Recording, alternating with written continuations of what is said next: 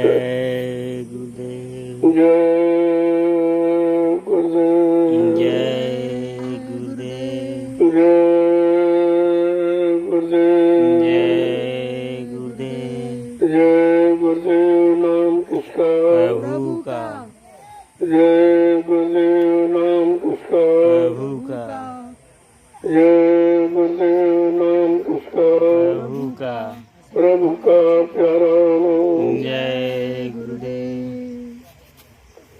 प्रेमियों, रात्रि परमार्थी संधान सेवा कर रहे सभी प्रेमीगण, बड़े सौभाग्य का समय जब जीवन में मिलता है तो संत महापुरुषों के आदेश पालन करो। बड़े राजे महाराजे अपने अपने समय में तरसते रहे,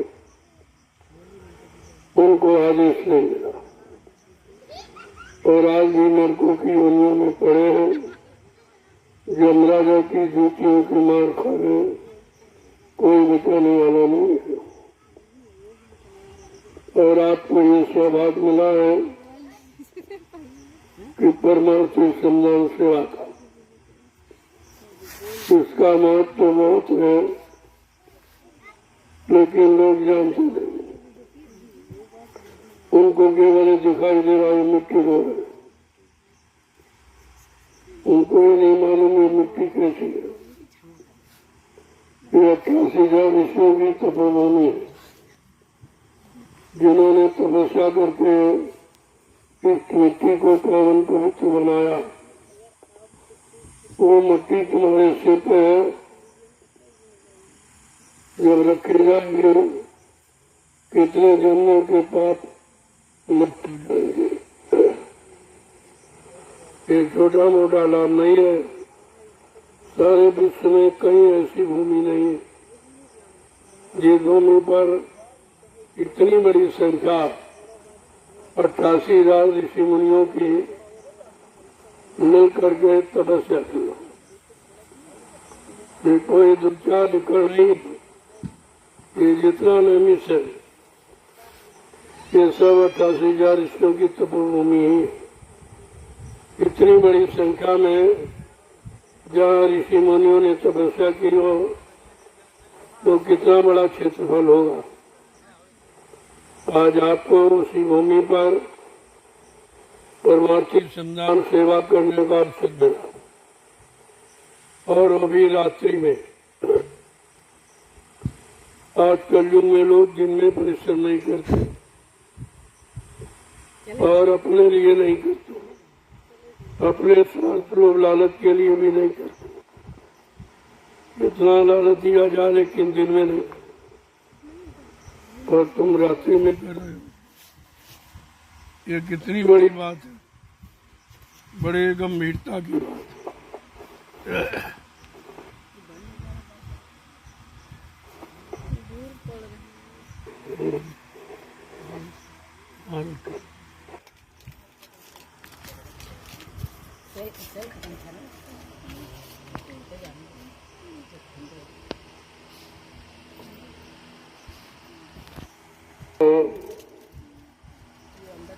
बड़े ध्यान से सुनना चाहिए। आगे आने वाले समय में ये परमार्थी वचन आपको मिलेंगे नहीं, और अभी आपको मुफ्त में सुनने को मिले।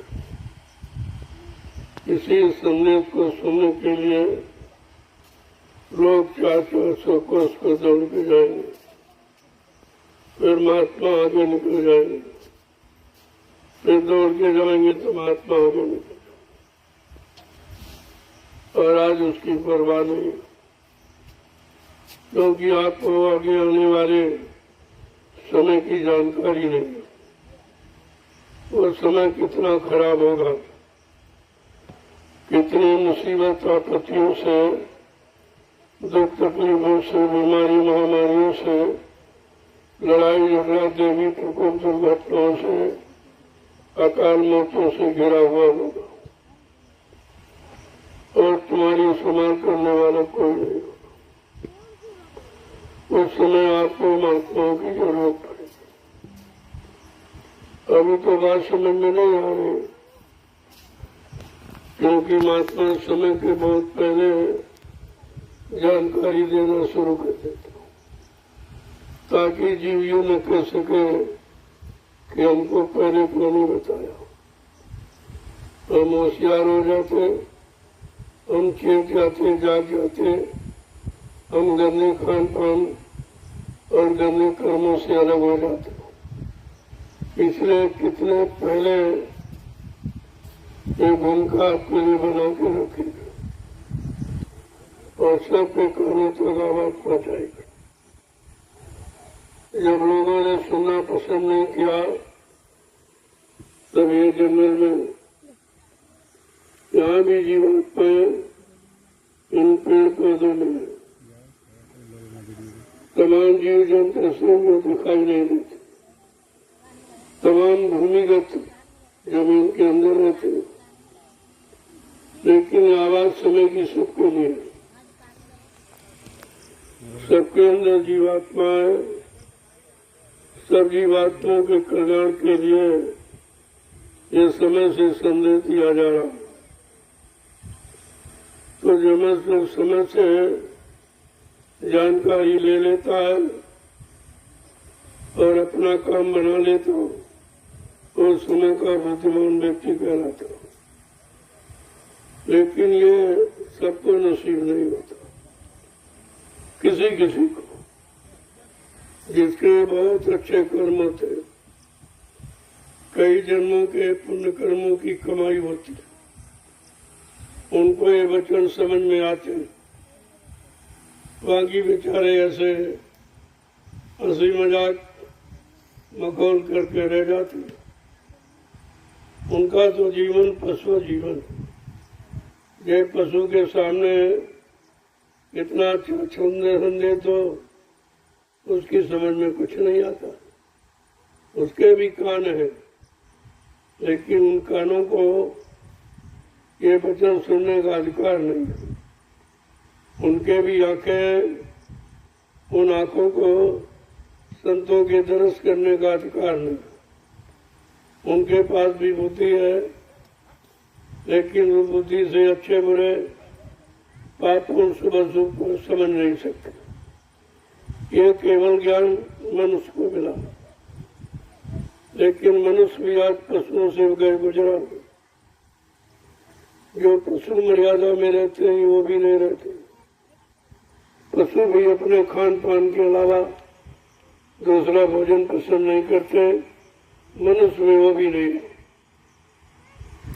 पशुओं का जीवन बड़ा संयमित है, बहुत संयम में रहते, लेकिन मनुष्य में वो भी संयम है। महापुरुषों ने कहा, अरे मानो तो से तो पशु नीक, जैसे तो पशु ही अच्छा। जिसको अच्छे बुरे का ज्ञान नहीं है, लेकिन अपने भोजन का और अपने संयम का पूरा ज्ञान, तुम्हारे में वो भी नहीं रहा। तुम तो सजा पाने के सिवा माफी मिलने का तुझे अधिकार ही नहीं रहा। महात्मा तो बहुत पहले से आपको इशारा करते कि भाई उस समय खराब आ रहा, उस खराब समय से बच के रहो। जब कोई दुर्घटना होने को होती है और आपको जानकारी मिल जाए तो आप चेत जाते हो, लेकिन इतनी बड़ी जानकारी समय की आपको दी जा रही है, लेकिन कोई जागरूकता नहीं, कोई सोच और समझ में नहीं। ऐसा मालूम पड़ता कि उसको सुनाई ही नहीं देता, ऐसा समझ में आ रहा उसको दिखाई नहीं दे रहा। उसकी मानव बुद्धि का विवेक ज्ञान खत्म हो गया। वो अच्छा और बुरा, पाप और पुण्य कुछ नहीं समझ पा रहा। माँ बहन बेटी बहू की परख पहचान भी खत्म हो गई, बिल्कुल पशु जीवन व्यतीत कर रहा। तो इनको सजा मिल जाए पशुओं की तरह फिर भी समझ में नहीं आता। पशु को आप डंडे से मारो तो ये नहीं समझ रहा हमें किसने मारा था। उसी तरह आप मनुष्य को सजा मिलती है लेकिन वो समझ नहीं पाया। तो पशुओं से गए गुजरा। शरीर तो मनुष्य का है लेकिन बुद्धि पशुओं से गए गुजरी। तो ये सब चीजें जिसकी समझ से आपको जानकारी दी जा रही, अभी आप समझ लो, आगे कोई समझाने वाला नहीं मिलेगा। किसी के पास समय नहीं होगा जो तुम्हें समझाएगा। सबको अपनी अपनी पड़ी होगी। एक समय इशारा किया गया था, एक ऐसा समय आ रहा जब सबके दाढ़ी में आग लगेगी। कौन किसकी बुझाएगा, सबको अपनी अपनी पड़ी होगी। तो महात्माओं के रहस्यमय संदेश ये उनकी गूढ़ वाणी कौन समझेगा? जिनको सत्संग मिला है या सत्संग की इच्छा रखते हैं वो थोड़ा बहुत समझ सकते हैं। बाकी कितना ज्ञानी ध्यानी हो, काले अक्षरों को बांटने पढ़ने रटने वाला, याद करने वाला, लेकिन संत वचनों को नहीं सुन सकता। वो वाणी लिखने पढ़ने में नहीं आती। संतों की वाणी लिखन पढ़न से दूर है, साधन के नजदीक। जब करनी में उतारोगे तो समझ में आ सकता, अन्यथा पढ़ाई लिखाई का विषय संत मत में नहीं है। क्योंकि ये काले अक्षर ये भी काल माया से संबंधित है और वही आपको पढ़ाए जा रहे हैं। लेकिन संतों की अमित वाणी जो तुम्हारे जीवन को सार्थक बनाए, तुम्हारी जीवात्मा का उद्धार कल्याण कराए, वो संतों के वचन तो आप कभी सुनते नहीं हो और ना तुम्हारी समझ में आते। अब वो समय आ रहा है सबको संतों की जरूरत पड़े, क्योंकि आपकी मदद कोई करेगा नहीं। जो आपने सामान इकट्ठा किया है, जमीन है, दुकान है, मकान है, रुपए पैसे धन दौलत, पद पत्नी बाल बच्चे, ये तो कुदरत के झटके में खत्म हो जाएगा। और यहीं पर झूठा अहंकार करते हो कि हमारी मदद हो जाएगी। जब ये अपनी मदद नहीं कर पाएंगे, अपने को सुरक्षित नहीं रख पाएंगे, पता नहीं कब खत्म हो जाए, तो अब ये तुम्हारी मदद क्या करे।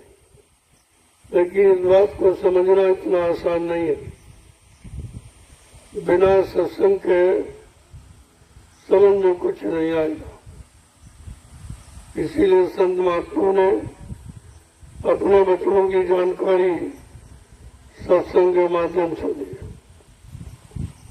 और कहा ये रोज जब सुनते रहोगे तो रगड़ लगेगी, गंदगी खत्म होगी, बड़े विचार, बुरा खान पान, बड़े कर्म चले जाएंगे। तो धीरे धीरे आपकी समझ में सब आने लगेगा। अभी तो ये शरीर की मजाई हो रही है। जो आप मिट्टी डाल रहे हो ये भी तुम्हारा सौभाग्य है। बड़े बड़े किस्मत वाले इस मिट्टी को तरसते हैं और घर में बैठकर बेचारे पछताते और रोते हैं कि हमको मौका नहीं मिल रहा, समय नहीं मिल रहा कि हम भी ये सेवा करके अपने पिछले जन्मों के पाप कर्मों को मिटा सके, धो सके, पश्चाताप करके। और आपको समय मिल गया तो अपने आप को भाग्यशाली समझना चाहिए। अभी तो नहीं, आगे समय गुजरने दो। इस सेवा के लिए लोग तरसेंगे, तब तक काम पूरा हो जाएगा। फिर यहाँ सेवा भी आपको नहीं मिलेगी। कितना प्रयास करो, कितनी मांग करो, लेकिन सेवा हमेशा नहीं। जब तक व्यवस्था नहीं बनती है आपको सेवा मिली हुई है।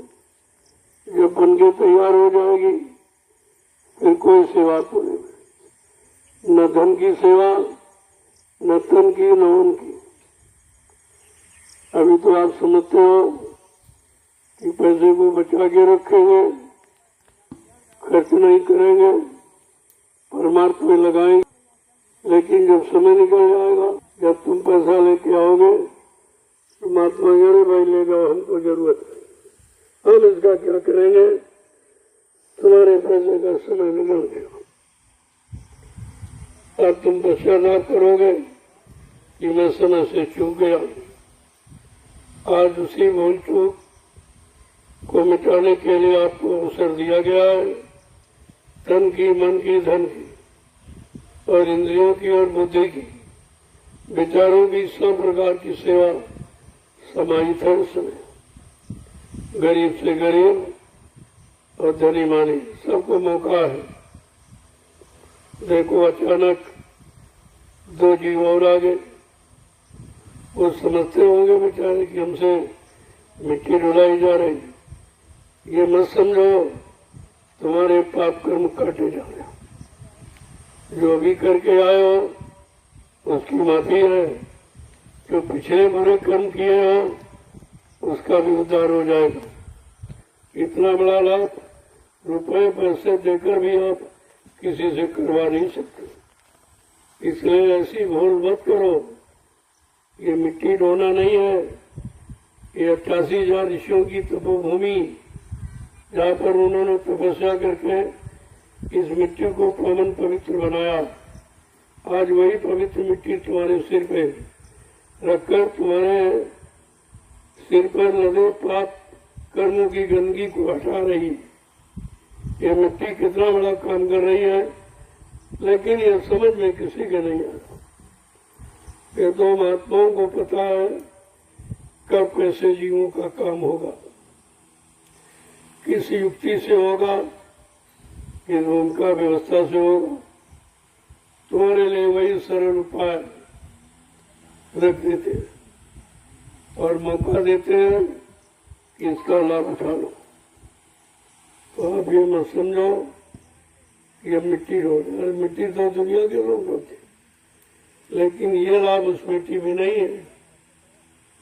यहाँ भी गांव में मिट्टी ढोले, लेकिन वो लाभ नहीं है, क्योंकि संत महापुरुषों के आदेश से जो मिट्टी उठाओगे वो तुम्हारे कल्याण की बन जाएगी। उसमें कर्म काटने की शक्ति पैदा हो जाती। इसीलिए तो कलयुग में संत महापुरुषों की जरूरत है। इसमें ज्ञानियों ध्यानियों की, ऋषि मुनियों की अवतारी शक्तियों की आवश्यकता नहीं है। इसमें संत महापुरुषों की जरूरत है, क्योंकि परिवर्तन उनके द्वारा हो। जीवों के पाप कर्मों की अदायगी उनके द्वारा होगी। पाप कर्मों की माफी वो कर सकते, उनको अधिकार है। तब समय की बात को जब सुनोगे, समझोगे, तो आपकी समझ में सब आ जाएगा। लेकिन तुमको बिना सत्संग के, बिना संत वचनों के तुम किताबों में पढ़ के समझ पैदा कर लो तो कभी नहीं होता। अपने मन को समझा लो, कभी नहीं। मन की काली करतूतों को बंद करा दो, कभी नहीं संभव। वो तो महापुरुष मिलने चाहिए जिनको अधिकार है, वो तुम्हें अधिकार दिला देंगे और तुम्हारा काम करा देंगे। अनंत जन्मों का इतनी बड़ी शक्ति सामर्थ्य लेकर कलयुग में संत पधारे हैं, लेकिन तुमको उनकी महिमा नहीं मालूम। तुम पास जाकर भी उन्हें पहचान नहीं सकते। बहुत सादे वेशभूषा में रहते हैं, सादी बोली भाषा में, सादे आवास निवास में रहते हैं, फिर आप कैसे पहचानो? उनकी पहचान बाहर में नहीं है, अंदर में। अंदर की पहचान जब करोगे, जब नाम की साधना अंतर्मुखी होकर आत्मा से करोगे, तो आत्मा की साधना तुम्हें किसी ने बताई नहीं। तुम्हें तो शरीर इंद्रियों की पूजा बताई गई। पूजा करो, पाठ करो, तीर्थ करो, व्रत करो, हवन जप यज्ञ गंगा स्नान, तो इससे कुछ होने वाला है नहीं। ये तो शरीर इंद्रियों को पाक साफ पवित्र बनाने वाली है, वो भी आप नहीं कर पाए हो। पूजा भी करते हो, शराब भी पीते हो, झूठ भी बोलते हो, छल कपट भी करते हो, धोखाधड़ी बेईमानी, तो तुमने पूजा को भी कलंकित कर दिया, उसको भी बदनाम कर दिया। लिहाजा लाभ पाने की जगह आपको सजा मिल रही है। आप निरंतर परेशान होते चले जा रहे हो, बीमारियां तुम्हें घेरती जा रही, लड़ाई झगड़े के बीच फंसते जा रहे हो, दुर्घटनाओं में अकाल मौत होती जा रही, ये सब सजा पा रहे हो आप। तो ये पूजा पाठ तुम्हारा क्या भला कर रहे? अरे जड़ पूजा, जड़ कभी चेतन का काम नहीं कर सकती, इसलिए चेतन आत्मा से जगाए चेतन नाम की आराधना करो तो तुम्हारा चेतन काम हो जाए। तो जड़ से जड़ का काम करो और चेतन से चेतन का काम करो, तुम्हें तो दोनों अधिकार मिले।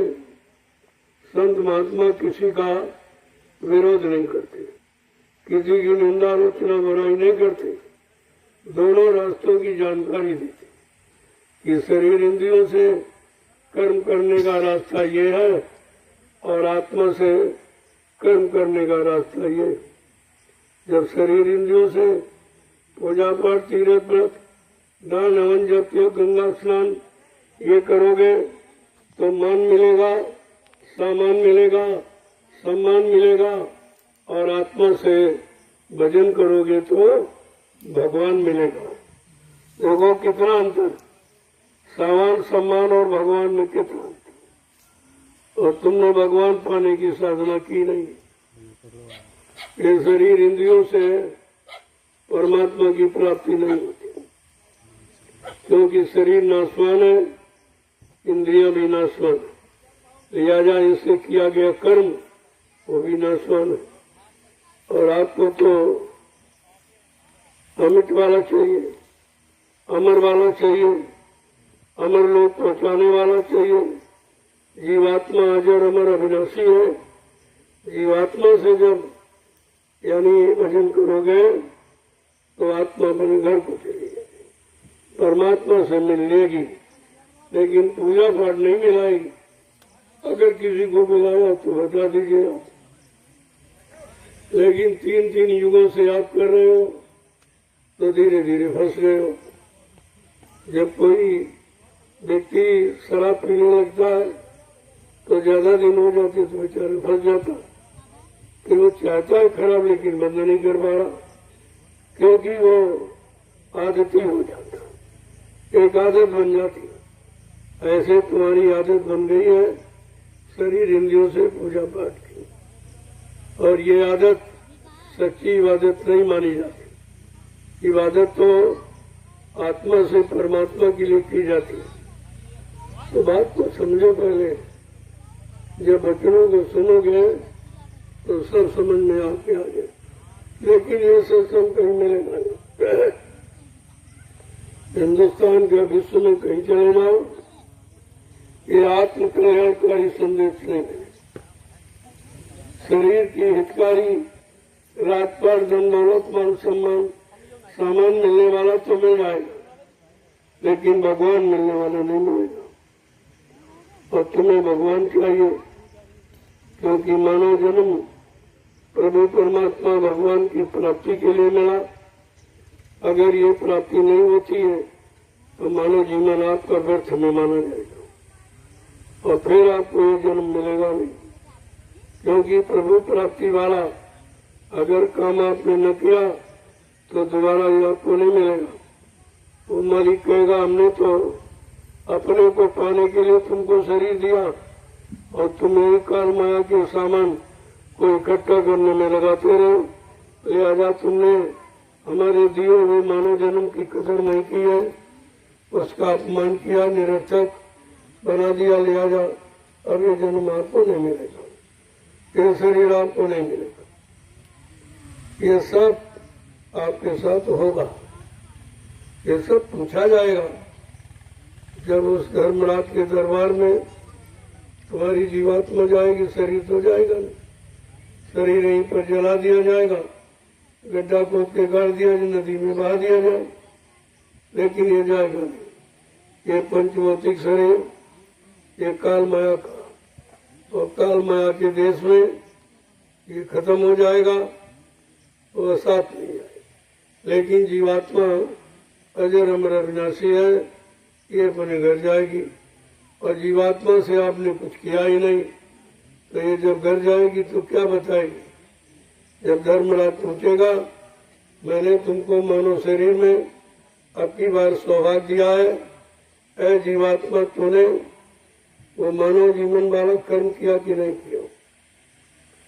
तो ये बेचारी जीवात्मा क्या गवा देगी, क्या कहेगी?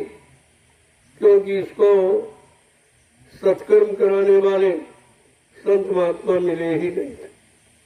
तो सत्कर्म कराता को यही झूठे कर्म शरीर इंद्रियों द्वारा जो आप कर रहे हो, यही आपको कराए गए। और यही करते करते तुम्हारा जीवन समाप्त हो गया। अब वो दरबार में पहुंची तो उससे पूछा जा रहा कि तू तो मांग के ले गई थी कि अब की बार मानो तन में सौभाग्य दे दीजिए, मैं जाऊंगी तो तुम्हारा भजन करूंगी, दिन रात भजन करो, अब प्रभु कृपा करो यही भांति, और सब तज भजन करब दिन रात।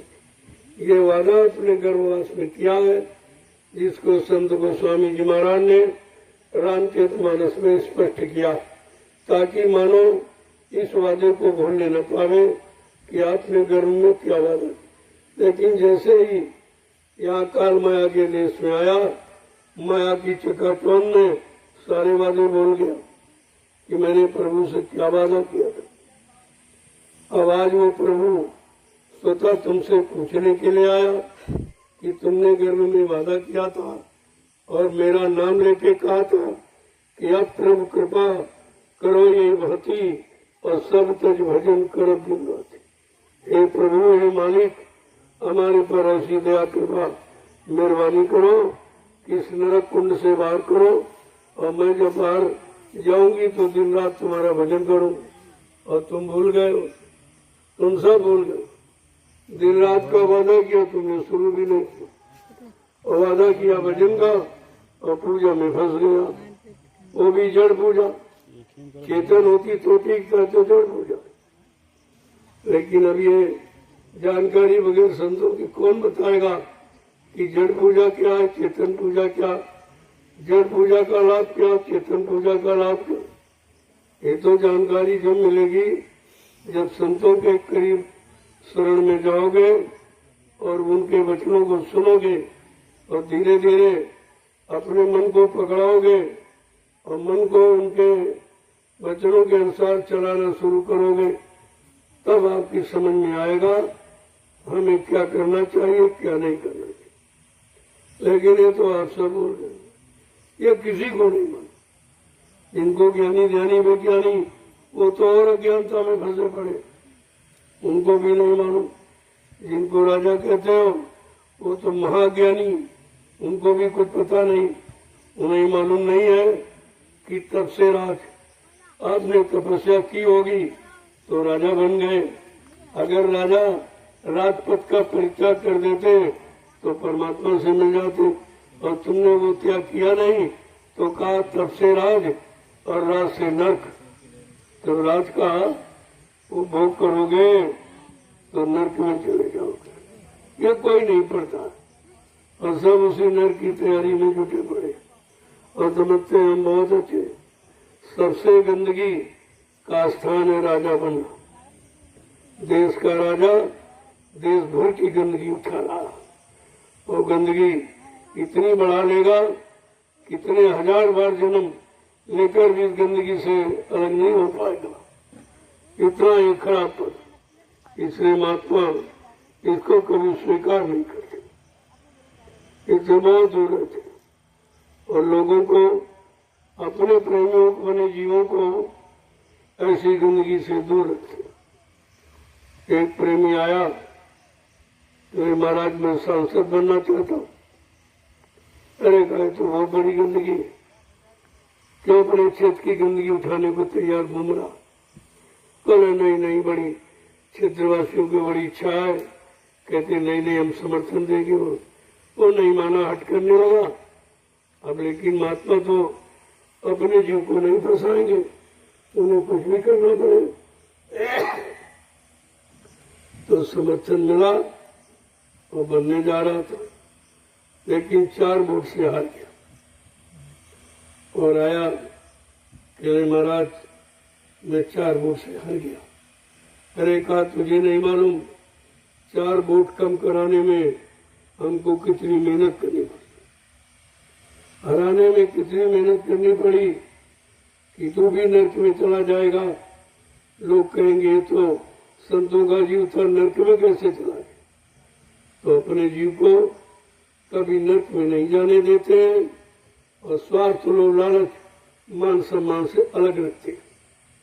ये हमेशा आपको ध्यान में रखना चाहिए। और कहा था जय गुरुदेव नाम लेकर चुनाव लड़ोगे तो बच्चा हार जरूर जाओगे, और चोरी करोगे तो पकड़ जाओगे। ये 2 काम मत करना। ये पहले ही आदेश दिया जा चुका, और फिर भी बार बार तुम गंदगी में कूदने की इच्छा रखते हो, बच्चों को भूल जाते हो और ठुकरा देते हो, और गुरु को छोड़कर गंदगी में कूद जाते हो। फिर भी गुरु अपने जीव की मदद करते, उसे गंदगी में जाने नहीं देते। कहीं 1 वोट से हरा देंगे, कहीं 4 वोट से, मतलब उसको गंदगी में नहीं जाने देंगे। अब वो यही कहेगा तो गुरु ने मदद नहीं की, हमको हरवा दिया। कहा हरवा नहीं दिया, तुमको जिता दिया, काल से तुमको जिता दिया, हरा नहीं दिया। तो संतों की महिमा बड़ी अपार है, जिसे समझना इतना आसान नहीं है कि आप समझ कब किससे कैसी सेवा ले लें, कब किसको कहाँ पर मोड़ दें, कहाँ लगा दें, कैसी सेवा में लगा दें, उसके पाप कर्मों को उतार दें, उसका काम सहज में कर दें। ये उनकी दया है। उनकी दया के आगे कोई कुछ नहीं कर सकता। इसीलिए कहा गया 8 खंड 9 दीप में गुरु से बड़ा न कोई, करता जो न कर सके गुरु करे सो होए।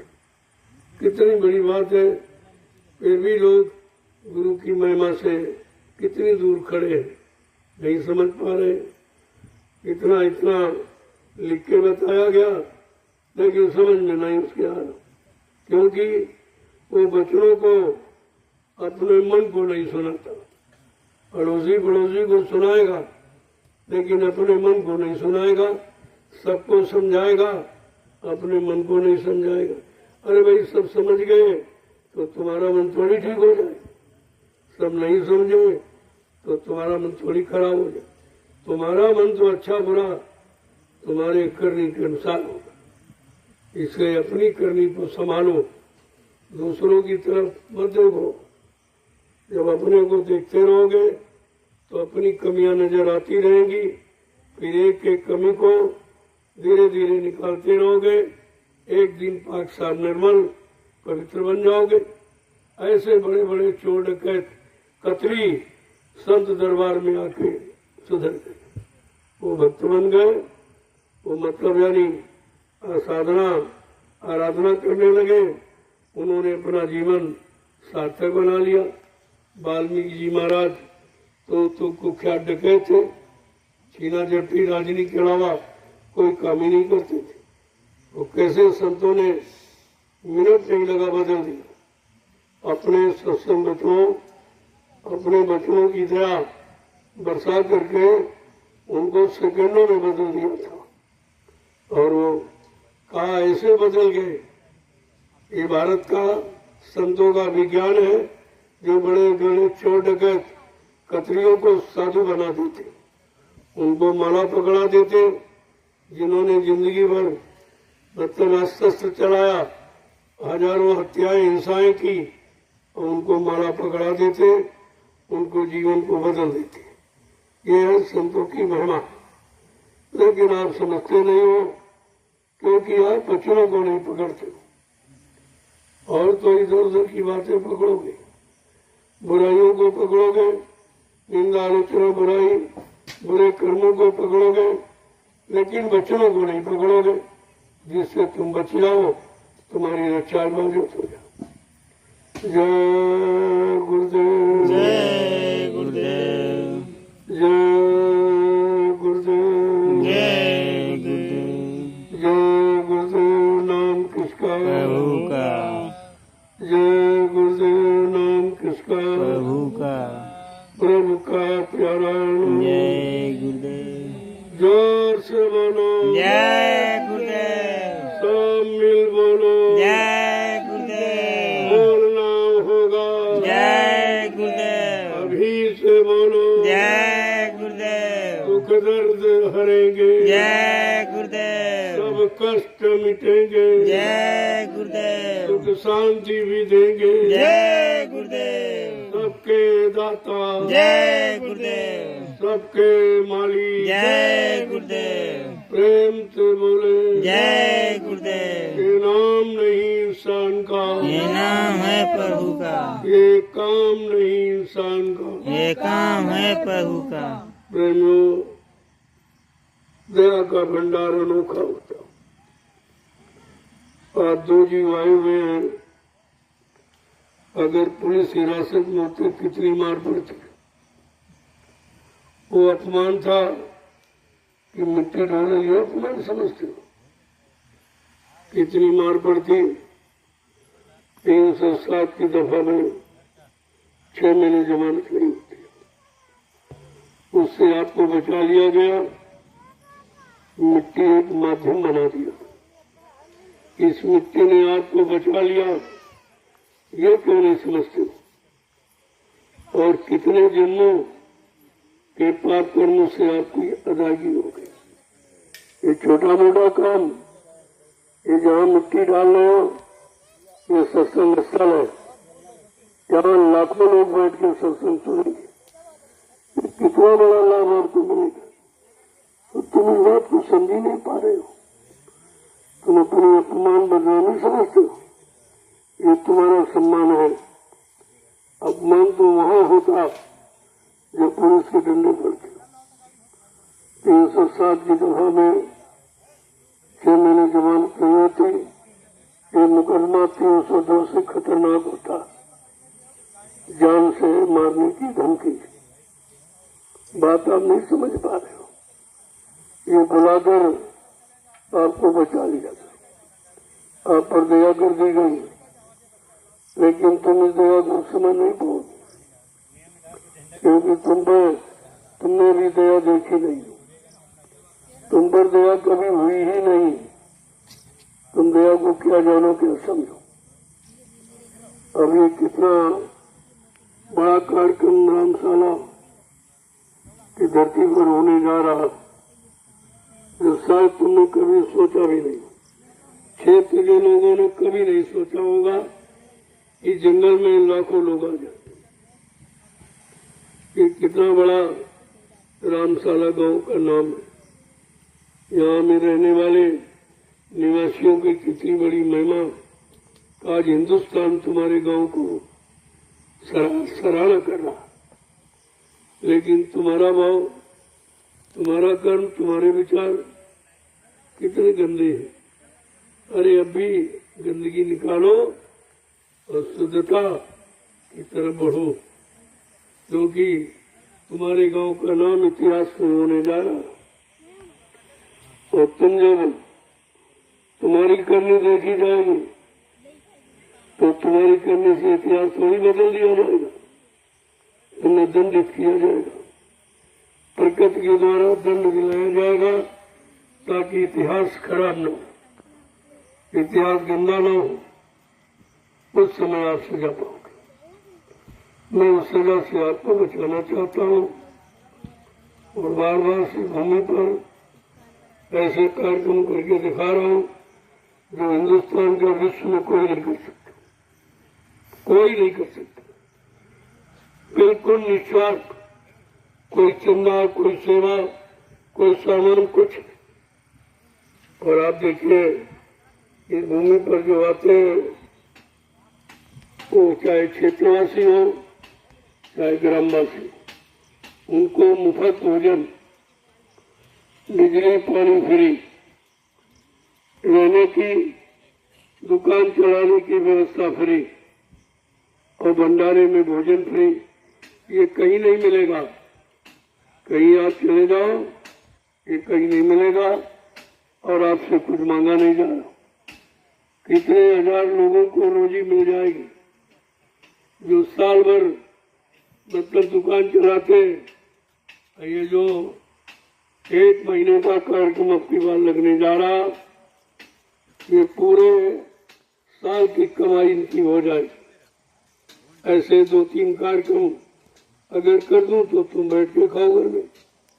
हम तो चाहते हैं सब लोग अपने घर में बैठकर सच्चाई ईमानदारी के साथ अपना काम करें और ये शुद्ध भोजन करें, अपने बाल बच्चों का पालन पोषण करें और सुबह शाम बैठकर परमात्मा का भजन करें।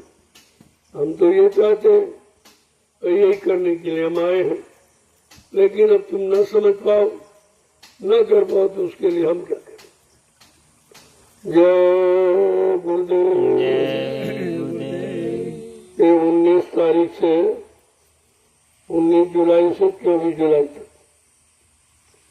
ये तो आध्यात्मिक सत्संग का।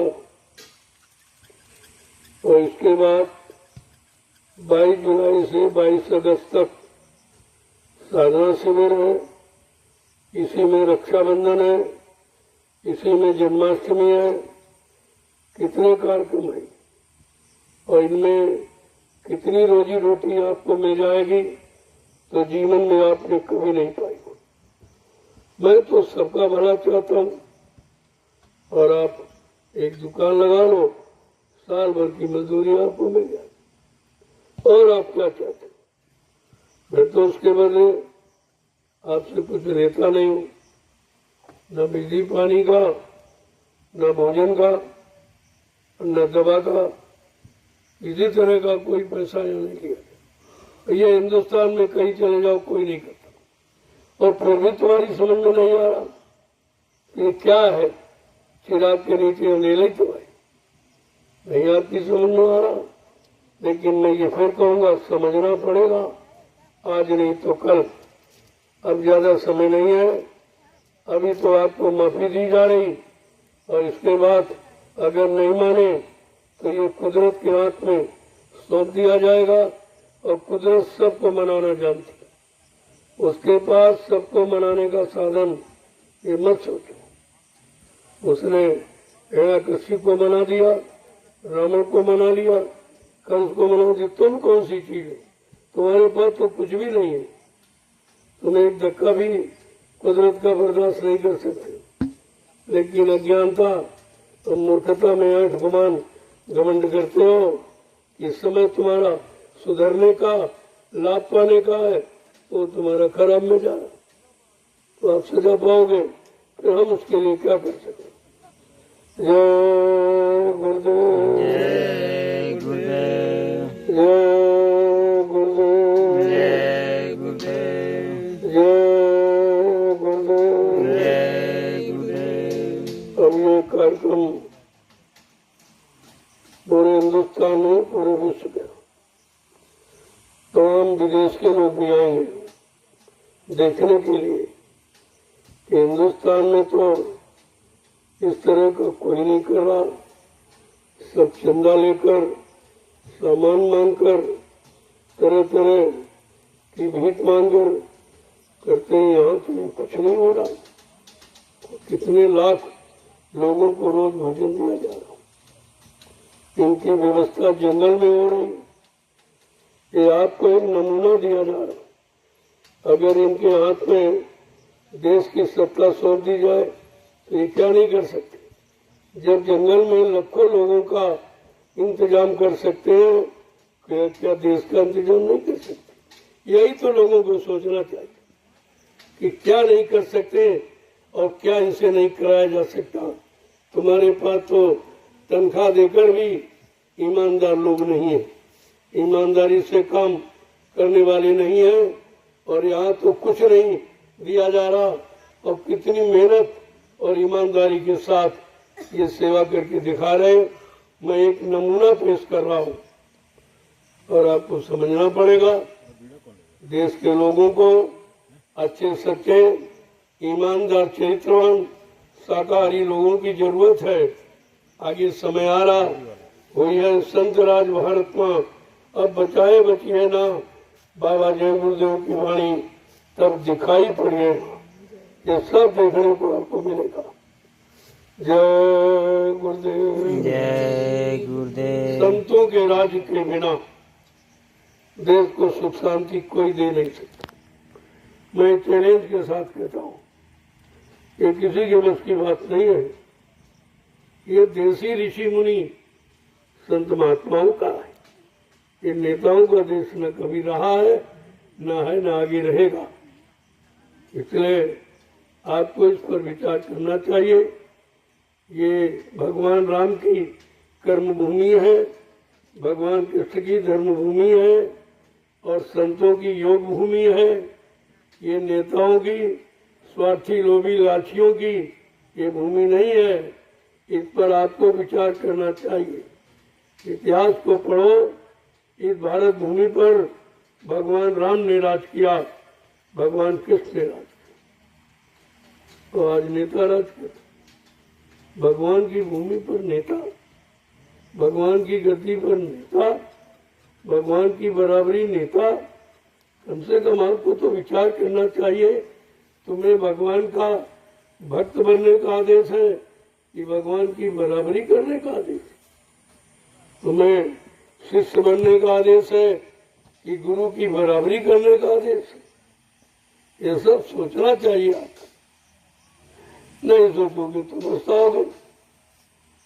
तुम्हें सेवा करने का आदेश है कि राजा बनने का आदेश? नहीं विचार कर पाए हो, अभी तक नहीं सोच पाए हो, अब तुम आगे क्या सोचोगे? तुम्हारे सोचने की बुद्धि की क्षमता समाप्त हो गई है। इतने अनैतिक कार्य, इतनी हिंसाएं, हत्याएं जीवों की तुमने निरर्थक की और निर्दोष, जिनका कोई दोष नहीं, कोई गुनाह नहीं, कोई पाप नहीं, ऐसे जीवों की नित्य हत्या और हिंसा ये राजा के आदेश से हो रही, उनके परमिशन, उनके लाइसेंस बनाने से हो रही। ये सारा दोष राजा पर है, लेकिन कुछ नहीं सोचना। यथा राजा तथा प्रजा, धर्मी राजा धर्मी प्रजा। जैसा राजा होगा वैसी प्रजा होगी। अगर धार्मिक राजा है तो धार्मिक प्रजा होगी।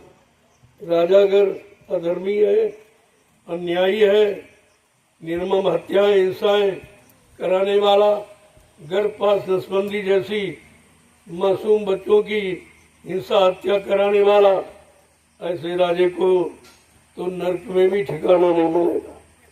जिसने भारत देश की गौरव गरिमा को समाप्त कर दिया, भगवान राम की मर्यादा को नष्ट कर दिया, भगवान कृष्ण की छवि को धूमिल कर दिया, वो क्षमा करने का अधिकारी नहीं, क्षमा पाने का अधिकारी नहीं।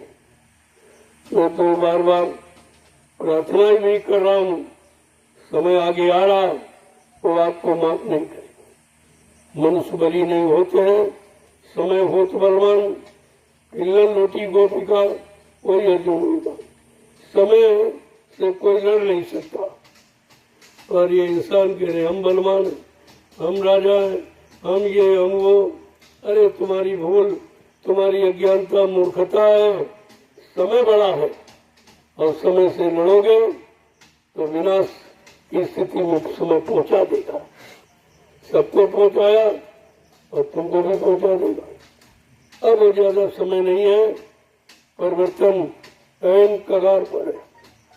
जय गुरुदेव, जय गुरुदेव, जय गुरुदेव, जय गुरुदेव। जय गुरुदेव। नाम किसका?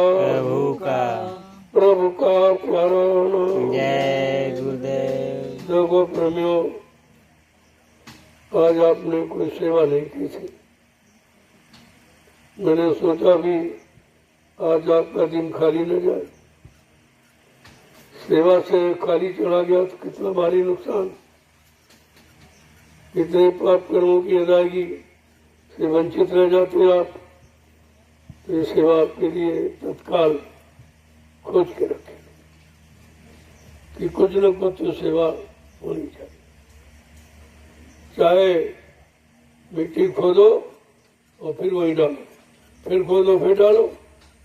तुम ये मत देखो कि ये गड्ढा करके फिर उसी को बंद कराया जा रहा।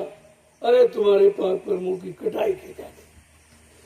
जहाँ तो ये मत सोचो क्या हो रहा क्यों हो रहा। आज ये मिट्टी डाली, कल कहेंगे इसको उठाओ, जहाँ से लाए थे वहीं पहुंचाओ, तो तुम्हारे अंदर शंका हो जाए। शंका का विषय नहीं है, विषय है सेवा कराने का, सेवा मिलने का। कहा कि कोई सेवा न हो तो अपने कपड़े फाड़ के सिया कर कुछ न कुछ किया कर, ऐसे कर्म न रह जाए। एक महात्मा जी थे, तो उन्होंने कहा कि भाई जीवों के पाप कर्म को कैसे काटा जाए, इसी कलयुग की बात है। तो उन्होंने कहा वो प्रेमियों को बुलाया, कल ऐसा करो एक छप्पर छाओ। तो बड़ी खुशी से ये आदेश मिल गया, सेवा करने का आदेश मिल गया। तो बेचारे बड़े उत्साह के साथ छप्पर बनाया। कहा ऐसा करो भी इच्छा लिया, उसको ले चलो फला जगह। तो वहां ले गए। अरे नहीं ठीक है, वहीं ले चलो जहाँ छाया गया था। ले आए। जब 2-3 बार ऐसे कराया तो प्रेम में शंका पैदा हो गई। अरे गुरु जी की बुद्धि खराब हो गई, ये पागल हो गई, ये क्या उठाओ वहां उठाओ, यहाँ ले जाओ वहां ले जाओ। अब बेचारे शंका करने लगे और सब इधर उधर की बातें बड़ी बड़ी गुरु को कहने लगे, गुरु पागल हो गए, इनकी बुद्धि खराब हो गई, ये क्या वहां ले जाओ यहाँ ले आओ वहां। उनके सबसे जो प्रिय शिष्य थे रामदास जी, वो बेचारे सुन के रोने लगे। कहा देखो कितने जीव मूर्ख है, एक ही तो जानकार है जो उनको सेवा का मौका दे रहा। अरे कहा भाई हम तो चाहते हैं रोज ये कराते रहे, यहाँ उठाओ वहाँ ले जाओ, वहाँ से यहाँ ले जाओ, हमारे कर्म कटने चाहिए, हमको उठाने ले जाने से क्या मतलब। लेकिन वो बात समझ में नहीं आई। जब ये 2-3 बार आदेश दिया तब श्रद्धा सेवा भाव खत्म हो गया। छप्पर को उठाए लेकिन घसीटने लगे तो वो टूट टाट गया। जब टूट गया कहा भाई ऐसा करो, ये टूट गया है, ऐसा करो जहाँ छाया गया तो वहीं ले चलो। अब और गुस्से में कि बिल्कुल पागल बुद्धि खराब हुई इसकी। तो ले तो आए, उठा के पटक दिया और गुरु जी ने कहा इसमें आग लगा दो। अब तो एकदम मतलब क्रोध में सब चेले छा गए। कहा एकदम पागल हो गए, कुछ बुद्धि नहीं थी। दूसरे दिन बुलाया कि सबको बुला ले आओ, सत्संग सुनाएंगे। तो लोग कहते रहे वो पागल है, उसका क्या सत्संग सुने। तो लोगों क्या चलो चलो देखो क्या कहते। जब सत्संग सुनने आए तो उन्होंने कहा तुम कितने बड़े भाग्यशाली हो जो 5 बार तुम छप्पर यहाँ से वहां ले गए, वहां से यहाँ, तुम्हारे 5 जन्म के कर्म कट गए। 5 जन्मों के कर्म कट गए और मैंने तुम्हारे 5 जन्मों के कर्मों को ये जला दिया तो छप्पर में आग लगवाई। ऐसे महात्मा जीवों का काम कर देते हैं। जीव बेचारे अज्ञानी है, वो उन्हीं पर टीका टिप्पणी करने लगते, उन्हीं पर दोष लगाने लगते, क्योंकि उनके पास गुरु के महात्मा को संत को पहचानने की आंख तो है नहीं। शरीर को संसार के भोगों को देखने की आंख है और यही तुमने जीवन भर देखा है। तुमने अच्छा सच्चा देखा ही कहा और वो तुम्हें दिखाना चाहते, तुम्हें एहसास कराना चाहते। जिससे तुम बुरे कर्मों से बच जाओ, बुरी आत्मा से बचाओ। तुम्हारा मन बुरी जगह भाग रहा तो एक जगह केंद्रित हो जाए। इस तरह के वो कर्म आपसे कराते रहते और आप समझ नहीं पाते। महात्माओं को समझना बड़ा कठिन है, वो मनोबुद्धि से समझे नहीं जाते, वो आध्यात्मिक बुद्धि से उनकी परख पहचान कर सकते, कुछ बहुत थोड़ा बहुत। वैसे तो एहसास कराते रहते हैं और दया का एहसास अगर हो जाए तो समझ जाओगे 1 मिनट में। कहा वो दरस परस मुखंजन पाना, दर्शन देकर स्पर्श करके करा के और अपनी प्रसादी टूटन देकर किसी न किसी तरीके से तुम्हारे पाप कर्मों को हल्का करते रहते, बोझे को हल्का करते रहे। कहीं तुम फंस न जाओ इसलिए अनुभव करा देते। जिसमें फंसे सारी दुनिया जिसमें फंसी है उसी से अनुभव करा देंगे आपको। इसलिए ये सेवा जो रखी गई इसी में दुनिया फंसी।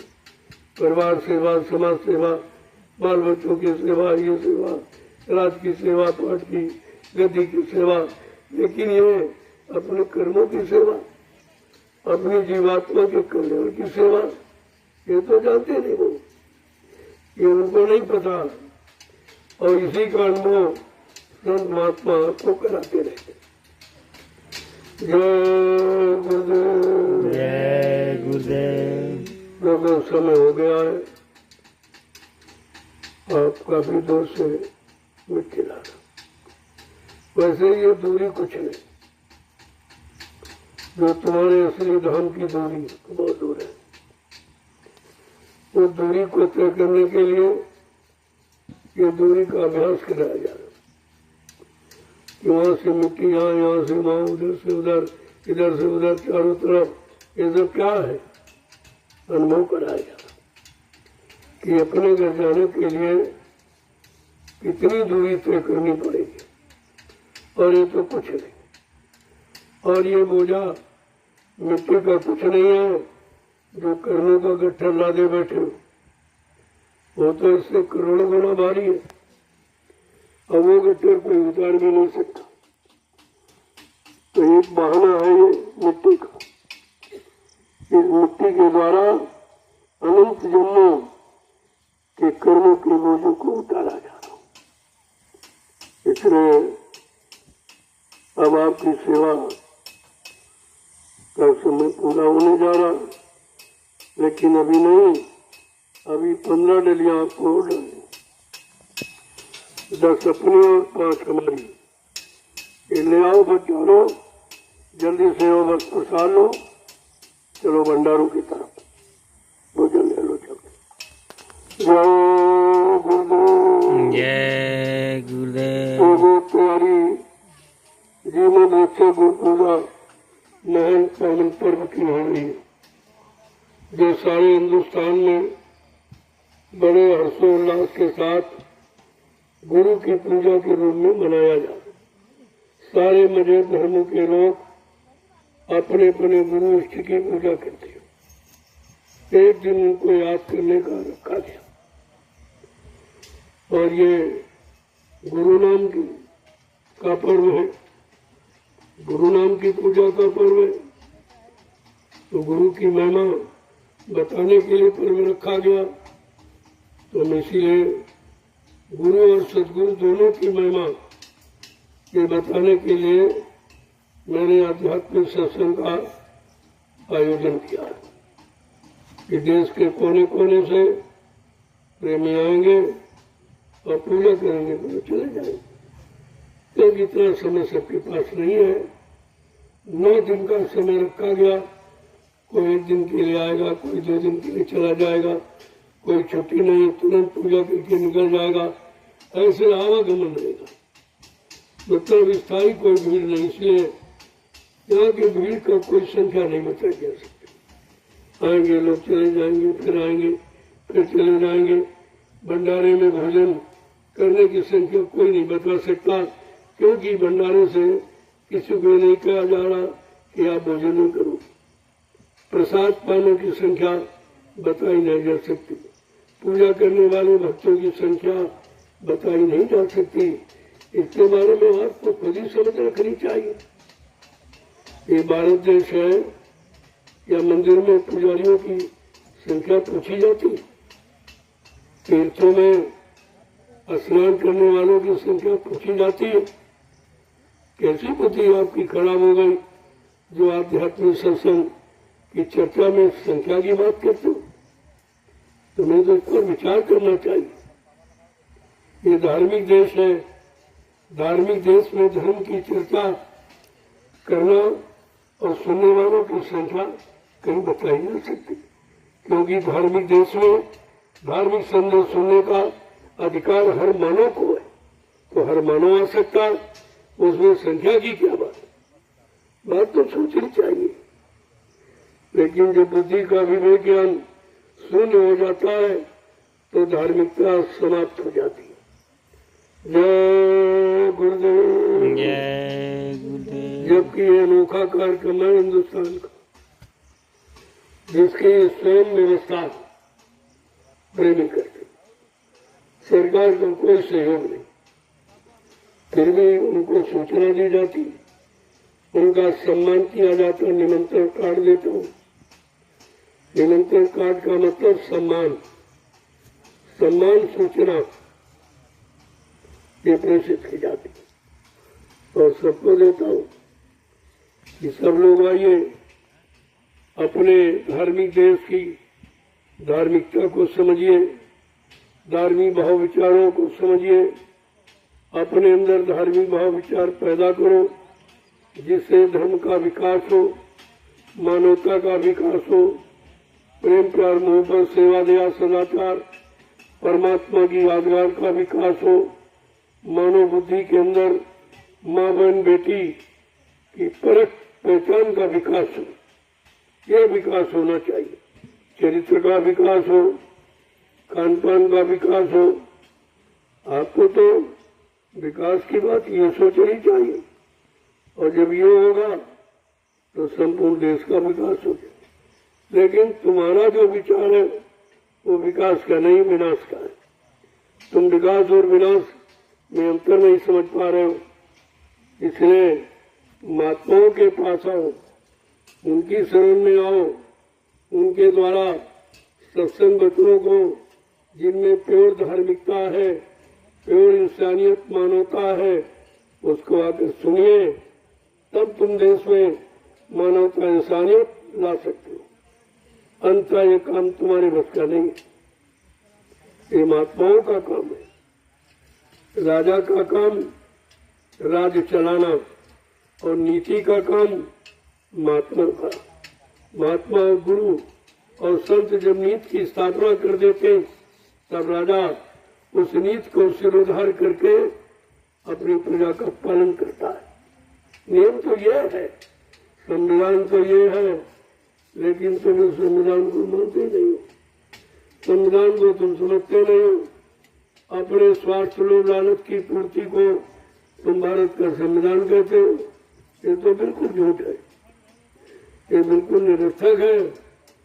जब आजाद देश हुआ, देश की आजादी की खुशहाली के लिए जो भारतीय संविधान सप्त ऋषियों के द्वारा लिखा गया, वो तो अभी सामने आया नहीं। और जिस दिन सप्त ऋषियों का लिखा भारतीय संविधान सबकी सुख शांति का, सबको न्याय सुरक्षा दिलाने, रोजी रोटी दिलाने का, यानी जब आपके सामने आगे खड़ा हो जाएगा तब आप समझोगे ये संत राज भारत का, ये संतों का राज्य अब भारत में होने वाला। उनका नंबर है, क्योंकि आपको मौका 70 साल दिया गया, आपने कुछ नहीं किया और बर्बाद कर दिया, धर्म खत्म कर दिया, मानवता इंसानियत खत्म कर दी, प्रेम प्यार मोहब्बत सेवा दया सदाचार परमात्मा की यादगार खत्म कर दी, और मानो मन मस्तिष्क में माँ बहन बेटी बहू की परख पहचान हमने खत्म कर दी। उसका तो हमारा समय तो निकल गया। जो समय दिया गया 70 वर्ष का एक जीवन है मनुष्य का कलयुग में, वो आपने नष्ट कर दिया। लिहाजा अब आपका समय खत्म हो गया। अब संतों के हाथ में ये भागदौड़ चली जाएगी, वो आपको सतयुग जैसी व्यवस्था लाके दिखा देंगे कि सत्य का राज होगा, सच्चाई का राज होगा, सबके हित का राज, सबकी भलाई का, सबको न्याय सुरक्षा रोजी रोटी दिलाने का ऐसा राज होगा। इसी की जरूरत है, इसी को सतयुग राज कहते हैं। जय गुरुदेव। जय गुरुदेव। आप जल्दी से ये अभियान पूरा कर लो। देखो दूरी हो जाए तब बीच में बदल लिया करो, बीच में आधी दूर ले आओ और आधी दूर से दूसरा प्रेमी ले ले, तो दोनों लोग नहीं थकोगे और जल्दी से आपका काम हो जाए। तरीका अपनाया करो, फट से बदल दिया और जल्दी से आपका काम हो जाए। जय गुरुदेव। जय गुरुदेव। तो जो लोग थक गए, क्या बैठे सेवा नहीं कर पा रहे, वो आकर प्रसाद ले लें और धीरे धीरे आओगे तो प्रसाद भी मिल जाएगा और तुम्हारा अभियान ये 15 रेडियो का पूरा हो जाएगा। दूरी वजह से मैंने 10 कम कर दिया।